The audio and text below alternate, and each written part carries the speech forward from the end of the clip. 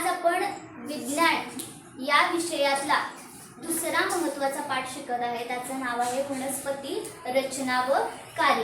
वनस्पतीची रचना कशी असणार आहे आणि त्या वनस्पतीचे जे काही अवयव आहेत त्याची कार्य काय काय असणार आहे हे आपण बघणार आहे.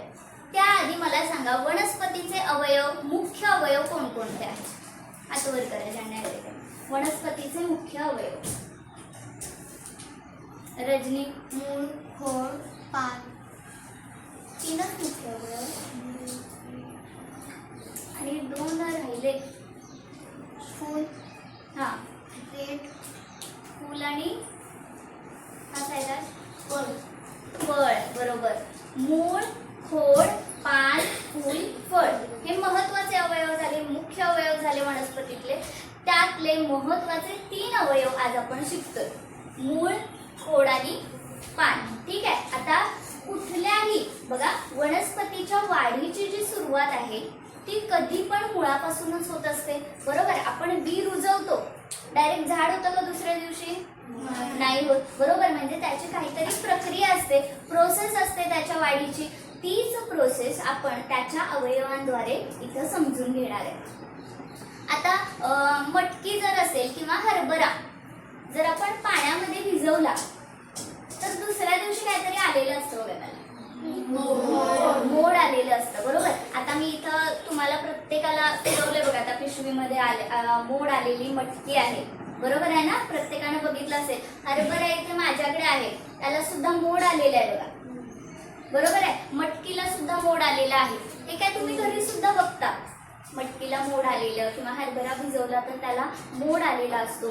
आता मला सांगा, हा जो आलेला मोड आहे तो कोणी बाहेरून येऊन लावलाय का?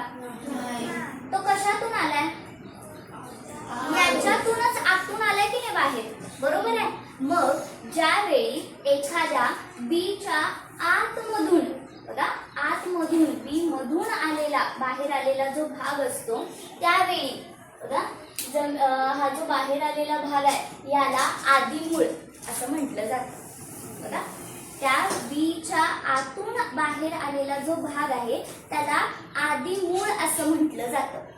म्हणजे हे काय झालं, याचं आदिमूळ झालं की नाही. आता हे जे आदिमूळ आहे हे काय काम करतं, तर हे जे आदिमूळ आहे हे जमिनीच्या आतमध्ये वाढीचं काम करतं, वाढीसाठी काम करत असतं बघा. जमिनीच्या आतमध्ये हे वाढीसाठी काम करत असतं आदिमूळ. आता एकदा आपण हे जमिनीमध्ये रोवलं, जमिनीमध्ये ही बी रुजवली की काय होणार आहे, हे आदिमूळ असं वाकून वर येणार का? ते जमिनीच्या आतमध्ये राहणार, बरोबर. मग आपल्याला कसं कळणार की हे वाढतंय? कधी कळणार हे वाढतंय? Very good. त्याच्यावर अंकुर जेव्हा फुटणार, त्याला अंकुर जेव्हा येणार त्यावेळी आपण म्हणणार की हा, ही बी रुजलेली आहे आणि ही बी आता वाढतीये, ही वाढीसाठी सुरुवात झाली. मग अंकुर हा जमिनीच्या खाली येणार की वर येणार? वर येणार. त्याच वेळी आपल्याला समजणार ना का कोण खड्डा खोदून जाणारे अंकुर फुटलाय का बघायला. म्हणजेच आता मुळाचे जर आपण 2 महत्त्वाचे भाग बघितले बी पासून निर्माण होणारे, ते म्हणजे सगळ्यात महत्त्वाचं आदिमूळ, ते त्या बी मधूनच बाहेर येतं. आणि दुसरं असतं ते जमिनीच्या वर येतं, ते म्हणजे अंकुर. आता हे जे आदिमूळ आहे, मला सांगा, हे कायमचं एवढंच राहणार आहे का? ते वाढीसाठी लागणार, बरोबर. एकदा ते जमिनीच्या खाली गेलं की त्याच्या वाढीसाठी सुरुवात होणार, बरोबर. का? कारण वनस्पतीला जगण्यासाठी पोषणाची गरज असते, पाण्याची गरज असते आणि हे मूळ काय करत असतं, पाण्याच्या शोधातच खाली खाली जात असतं. त्याच पद्धतीनं हे मूळ हळूहळू वाढणार, वाढीसाठी लागणार. म्हणजेच आदिमुळाचं थोडंसं मोठं मूळ होणार, बरोबर आहे. मग त्याचंच रूपांतर पुढे ज्या मुळामध्ये होतं त्याला आपण सोटमूळ असं म्हणणार आहे. आता हे जे सोटमूळ आहे बघा, मी इथं एक वनस्पती आणली दाखवायला. सोटमूळ कसं असणार बघा. आता इथं तुम्ही बघू शकता की हे जे मूळ आहे बघा, हे खालीपर्यंत आलेलं आहे, बरोबर आहे ना. वर हा जो भाग आहे वनस्पतीचा भाग आहे वरचा, त्याचं खोड, देठ जे काही आहे ते सुरू होतं, पान, वेगवेगळे अवयव. इथं खाली त्याचा मुळाचा भाग आहे, बरोबर आहे ना. आता हे जे आहे हे मुख्य सोटमूळ आहे. आता सोटमुळाचे सुद्धा काही वेगवेगळे भाग पडतात. या सोटमुळाचे वेगवेगळे भाग आपल्याला बघायचे. हे आता मी एक एक समजावून तुम्हाला पास करेन, तुम्ही एक एक बघू शकता. आता या सोटमुळाचे भाग आपल्याला बघायचे. सगळ्यात महत्त्वाचा, इथून जे सोटमूळ सुरू झाले त्याला तुम्हाला काहीतरी साईडला दिसते बघा, बरोबर आहे ना, माती दिसते. माती कशाला तरी चिकटली आहे, बरोबर. हा छोटा छोटा केसासारखा भाग दिसतोय इथं, एकदम पातळ आहे, बरोबर. हा जो छोटा छोटा केसासारखा भाग तुम्हाला दिसतोय, हा केसासारखा भाग म्हणजे याचे मूलरोम आहे. बघा, हे छोटा छोटा केसासारखा भाग म्हणजे काय झालं, याचे मूलरोम. आता हे जे मूळ आहे हे खाली खाली पसरत राहतं आणि याला काही काही उपमुळं फुटत राहतात. म्हणजे हे एकटंच असतं असं नाही, याला उपमुळं सुद्धा फुटतात. बघा इथं तुम्ही बघू शकता, याला उपमूळ फुटले बघा, बरोबर आहे. महत्वाचं हे मोठं मूळ आणि खाली खाली याला उपमुळं फुटत गेले. या उपमुळांना पुन्हा एकदा असा केसासारखा भाग लागला होता, बरोबर. म्हणजेच हे महत्वाचं सोटमूळ, याच्या खालचा टप्पा येतो तो म्हणजे त्याचं प्राथमिक मूळ. त्यानंतर याला फुटतात ही उपमुळं. त्या उपमुळांच्या भोवती किंवा त्याच मुळाच्या भोवती केसासारखा भाग लागतो तो म्हणजे मूलरोम. आता हे जे मूळ आहे हे मूळ खाली जमिनीत वाढत जाणार आहे, बरोबर. आता जमिनीमध्ये वाढत असताना याचं जे टोक आहे ते खाली वाढणार ना, की हे पूर्ण सगळे अवयव आहे तसं आहे वनस्पती खाली खाली वाढत जाते तशी नाही, फक्त मुळाचं जे टोक आहे ते खाली वाढत जातं.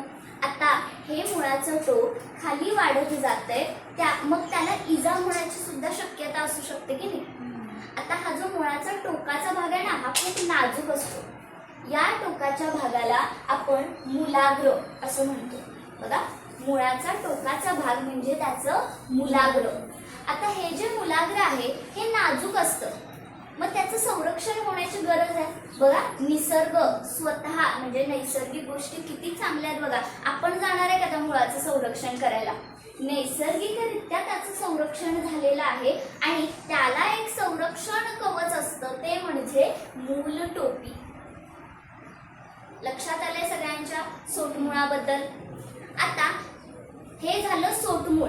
सोटमूळ सर्वसाधारणपणे द्विदल ज्या वनस्पती असतात ना, द्विदल बिया ज्या असतात, म्हणजे दोन दल होतात त्याचे, दोन भाग पडतात त्याचे, त्या बिया झाल्या, बरोबर. उदाहरणार्थ हरभरा घ्या, द्विदल झाला, बरोबर. अजून कुठलं असू शकतं रे द्विदल, सांगा बघू. गहू घ्या, द्विदल झाली बी, बरोबर, दोन समान भाग. अजून बघा, द्विदल आठवा काय होऊ शकतं, शेंगदाणा. हा, कोणी सांगितलं? शेंगदाणा द्विदल होऊ शकतो. वाटाणा द्विदल. म्हणजे अशा ज्या द्विदल बिया असतात, द्विदल वनस्पती असतात, त्यांच्यामध्ये सोटमूळ आपल्याला बघायला मिळेल. आता आपण वनस्पतीच्या दुसऱ्या अवयवाकडे येणार आहे, ते म्हणजे खोड. आता इथं तुम्ही बघू शकता बघा, खोड, याच्या हे जे खोड आहे याच्यामध्ये काही पेऱ्या असतात, बरोबर आहे ना. इथं बघा दिसू शकतं तुम्हाला, इथं एक पेर आहे, इथं एक पेर आहे, इथं एक पेर आहे, बरोबर आहे ना, ज्याला आपण खाच म्हणतो. पेऱ्या असतात त्या. आता या ज्या पेऱ्या आहेत, या पेर ज्या आहेत त्यांच्यामधूनच पान फुटायला सुरुवात होत असते. इथं बघू शकता तुम्ही, इथं बघा पान फुटायला सुरुवात झालेली आहे. हे पान फुटलेलं आहे या पेऱ्याच्या मधून, बरोबर. आता हे जे पान फुटणं प्रकार आहे तिथंच मुकुल सुद्धा असतं. बघा, इथं मुकुल आहे त्याचं, म्हणजेच काय, त्याला आपण असं म्हणूया की फूल येणार आहे, कळी आहे त्याची, बरोबर. त्याला फूल येणार आहे, तिथं कळी उमललेली आहे, ती मुकुलाची जागा झाली. आता हे जे पेर आहेत, दोन पेरांच्या दरम्यानची जी जागा आहे ना त्याला कांडे असं म्हटलं जातं. दोन पेरांच्या दरम्यानची ही जी जागा आहे त्याला कांडे म्हटलं जातं. आता हा झाला खोडाचा भाग. खोडापासूनच पानं फुटायला सुरुवात झालेली आहे, बरोबर. म्हणजेच आता पुढचा आपला भाग असणार आहे तो म्हणजे पान. आता या पानासाठी बघा, आपण एक पानाचं उदाहरण घेऊ. तर हेच पान बघा. आता या पानामध्ये आपल्याला हे सगळे वेगवेगळे भाग समजून घ्यायचे. हे जे पान आहे, हे पान बघा, इथं पान फुटायला सुरुवात झाली की नाही. इथं तुम्ही बघू शकता बघा, छोटासा एक छोट्या पानासारखा भाग तुम्हाला हिरवा दिसतोय का सगळ्यांना? आता हा जो छोटा पानाचा हिरवा भाग जो आहे त्याला आपण उपपर्ण असं म्हणणार आहे. आणि खोडापासून पान जिथं फुटायला सुरुवात होते त्याला पर्णतल असं म्हणतात. बघा, समजून घ्या, लक्षात ठेवा. हे आपण इथं प्रात्यक्षिक बघतोय सगळ्याचं, नक्की काय काय कुठं अवयव तयार होत आहेत. खोडापासून पान जिथं फुटायला सुरुवात झाली त्याला काय म्हणणार आहे? काय म्हणणार? पर्णतल.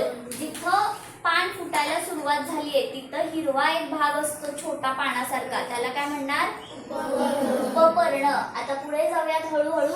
इथे बघा, पान डायरेक्ट सुरू झालंय का? छोटासा हिरवा भाग आहे की नाही इथं, त्याला काय म्हणणार आपण? देठ म्हणणार आहे. म्हणजे हा जो खोडाचा भाग आहे आणि इथं जे पान आहे त्याच्या दरम्यानचा हा दुवा म्हणजे देठ. आता यानंतर पुढे आपण पानाची रचना बघणार. आता हे जे पान आहे, हे पान या पद्धतीने पसरट भाग आहे याला, बरोबर? हा जो पसरट भाग आहे या पसरट भागाला आपण पर्णपत्र असं म्हणणार. मग हा पसरट भाग सगळ्या पानांचा सेमच असतो का? शेप सेमच असतो याचा? नाही. पर्णपत्र वेगवेगळ्या पद्धतीचे असतात. प्रत्येकाचा पसरट भाग जो आहे, प्रत्येकाचा पानाचा भाग, पानाचा शेप वेगवेगळा असतो. आता इथं तुम्ही बघू शकता, या पानाचं शेवटचं इकडचं टोक आहे, या टोकाला आपण पर्णाग्र असं म्हणणार. मग हे जे टोक आहे सगळ्या पानांचं सेमच असतं का? असंच असतं का? नाही. काही पानांचं या पद्धतीनं गोलाकार असतं, काही पानांचं या पद्धतीनं निमुळत असतं, बरोबर? तर काही पानांमध्ये टोकदार सुद्धा असतं. लक्षात आलंय सगळ्यांच्या? हे जे आपण म्हणतोय पानांचं टोक, ज्याला पर्णाग्र म्हणतोय, हे सुद्धा प्रत्येक पानाचं वेगवेगळं असतं, त्याच्या रचनेनुसार ते असतं. आता आपण पानाच्या आतमध्ये येऊ. त्याची जी कडा आहे बघा, या पानाची जी कडा आहे त्याला पर्णधारा असं म्हटलं जातं. त्याच पद्धतीनं तुम्ही या पानाच्या आतमध्ये बघू शकता, छोट्या शिरा दिसतात की नाही तुम्हाला, यालाच शिर असं म्हटलं जातं. आणि या ज्या छोट्या छोट्या शिरा आहेत या एका मोठ्या मधल्या शिरेच्या भोवती आहेत, बरोबर? त्यापासून सुरुवात झाली आहे, यालाच आपण मध्यशिर असं म्हणतो. लक्षात आलंय सगळ्यांच्या? नक्की कळालंय? आता हे झालं या पानाच्या बाबतीत. या एका पानाचा आपण अभ्यास केला बघा पूर्ण. या पानाचे छोटे छोटे अवयव. आजपर्यंत आपल्याला काय माहिती होतं? वनस्पतीचा अवयव म्हणजे पान. पण या पानामध्ये सुद्धा वेगवेगळे छोटे अवयव आहेत, हे आज आपल्याला इथं कळेल. पानाचे शेप आहेत ते प्रत्येक पानाचे सेम नसतात, वेगवेगळे असतात. जसं की मी आता तुम्हाला हा आकार दाखवला त्याचा, त्याच पद्धतीनं तुम्ही इथं बघू शकता हा आकार सुद्धा वेगळा आहे, बरोबर आहे की नाही? पानाचा जास्वंदीचं पान बघा, वेगळा आकार असतो. त्याच पद्धतीनं हे पान आहे, याचा आकार सुद्धा वेगळा आहे, छोटं पान आहे, बरोबर? असे वेगवेगळे प्रकार इथे आणलेत बघा. हा एक पानाचा प्रकार झाला. त्यानंतर बघा, हा एक पानाचा वेगळा प्रकार आहे, बरोबर आहे? आता हे जे पानं आहेत या पानांचे वेगवेगळे आकार आहेत आणि या आकारावरूनच त्याचे थोडे काही प्रकार पडलेले. मग ते प्रकार कुठले? आता ही इथं तुम्ही मला सांगायचं, इथं मी आकृत्या काढलेल्या आहेत, मी आता तुम्हाला दाखवणार आहे. तुम्ही ओळखायचं हे पानाचा कुठला प्रकार आहे, सलग आहे, दंतेरी आहे की खंडित आहे? हेच सांगा. माझ्या हातात आहे सलग आहे बघा, याच पद्धतीनं. म्हणजेच काय, याची जी पर्णधारा आहे ती प्लेन आहे, त्याच्यामध्ये कुठेही बदल नाही आहे, बरोबर? साधं सरळ पान आहे, सलग पान आहे. आता पुढे सांगा. दंतेरी बघा, इथं त्याची जी पर्णधारा आहे ती पर्णधारा थोडीशी दंतेरी म्हणजे आपण टोकदार आहे असं म्हणूया, ठीक आहे? आता हे सांगा. बघा, याच्यामध्ये इथं तुम्ही बघू शकता की हे जे याची जी पर्णधारा आहे ती वेगळ्या पद्धतीची आहे, मध्ये मध्ये खंडित झालेलं आहे, मध्येच आत गेलेलं आहे पान, मध्येच पुन्हा वाढलेलं आहे. म्हणजे काय, खंडित आहे. एकसारखा असं त्याचा आकार आहे का? नाही. म्हणजे इथं आपल्याला या पानाच्या पर्णधारेवरून पडणारे प्रकार समजतात. लक्षात आलं? हे प्रकार कशावरून पडले? पानाच्या पर्णधारेवरून. आता या पानांची जी खोडावरची मांडणी असते ती सुद्धा वेगवेगळ्या झाडांची वेगवेगळ्या प्रकारची असते. मग त्या पानांची मांडणी इथं आपण थोडक्यात समजून घेणार. आता पानांची मांडणी समजून घेऊयात. इथं बघा एक झाड आहे, इथं पानांची मांडणी केलेली आहे. आता ही मांडणी तुम्ही बघू शकता, एक वर आहे पान तर एक दुसरं खाली आहे, एक वर आहे दुसरं खाली आहे, बरोबर की नाही. आता ही जी मांडणी आहे ही या प्रकारची आहे खरं. एक या बाजूचं पान वर आहे तर दुसऱ्या बाजूचं खाली आहे, परत एक वर आहे एक खाली आहे. याच पानांच्या मांडणीला आपण एकांतरित पानांची मांडणी असं म्हणणार आहे. बघा, तुम्हाला समजून घेता आलं पाहिजे. आजूबाजूला जाताना ज्यावेळी आज तुम्ही जाल त्यावेळी ही सगळी मांडणी तुम्हाला ओळखता आली पाहिजे आणि यावर आधारित तुम्हाला मी प्रकल्प देणार आहे, त्यामुळे व्यवस्थित समजून घ्या. आता हे पान थोडंसं बघा, ही रचना बघा कशी आहे रे. समोरासमोर आहेत का एकमेकांच्या? आहेत ना. ही जी एकमेकांच्या समोरासमोर असलेली जी रचना आहे त्या रचनेला आपण काय म्हणणार आहे? समूह पानांची मांडणी. आता काही जी पानं असतात ती पानं एकमेकांच्या भोवती असतात. बघा, आता इथला हा वरचा भाग बघा, 1 2 3 आहेत का? गोलाकार पद्धतीने आहेत का? या पद्धतीने, बरोबर आहे. आता ही जी पानांची रचना आहे या पानांच्या रचनेला आपण वर्तुळाकार या पद्धतीने म्हणणार. का? कारण अशा पद्धतीने आहेत ती पानं, बरोबर, वर्तुळाकार पद्धतीने आलेली आहेत. तर काही पानं जी आहेत ती पानं आवर्ती प्रमाणात येतात. म्हणजे कशी येतात तर 2 अशी उभी असतात, तर 2 या पद्धतीनं खाली असतात, पुन्हा 2 वर असतात. म्हणजेच काय, अशी झिगझॅग मॅनर मध्ये असतात. बघा, इथं तुम्ही ही पानं बघू शकता, झिगझॅग मॅनर मध्ये आहे, थोडीशी वर आहे थोडीशी खाली आहे. याला आपण आवर्ती पानांची मांडणी असं म्हणणार आहे. आता ही झाली या पानांची मांडणी. बघा, खोडापासून पानं फुटतात, बरोबर, खोडाच्या इथं पानं येत आहेत. मग ती खोडांची जी रचना आहे आणि पानांना जी जोडली गेलेली रचना आहे ती पानांची मांडणी कशी आहे हे आपण आता इथं बघितलेलं आहे उदाहरणासहित. आता या पद्धतीची आजूबाजूला दिसणारी काही उदाहरणं आहेत का? तर वेगवेगळे आहेत. बघा, गुलाबाचा असेल रोप किंवा अगदी कडुनिंबाचं असेल किंवा कोथिंबीर पण तुम्ही कधीतरी बघा कुठली मांडणी आहे त्याची मांडणी पण वेगळ्या पद्धतीची असते. मग यापैकी कुठल्या प्रकारात बसते हे तुम्हाला ओळखायचं.